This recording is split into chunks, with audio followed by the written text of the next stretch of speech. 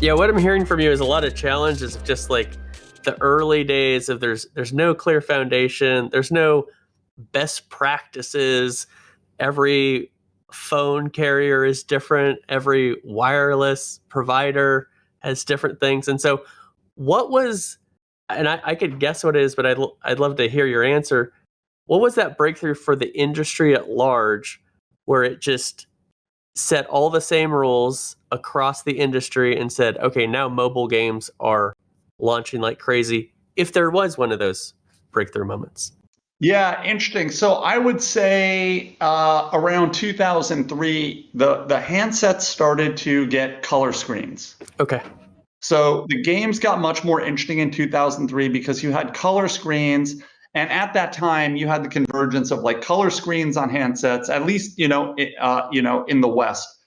Typically, like South Korea and Japan were considered way ahead of the US in terms of cell technology, Right. particularly around mobile content. And they were. They had mobile gaming and mobile communities at scale years before we did. Um, but 2003, you got color devices. Most of the carriers had some kind of an on-device app store at that point Right. that they managed. So there was a way to monetize the games for developers.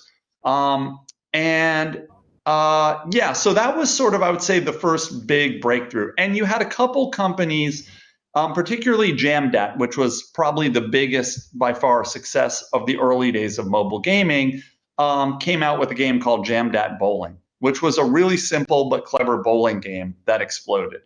And they started to really take that whole industry up to the next level. They had an amazing founder leader, a guy named Mitch Lasky, who's now a venture capitalist. But he came from the gaming world, from the big gaming studios, and had a deep passion for gaming, and also sort of a great business mind. And so he sort of spearheaded the charge.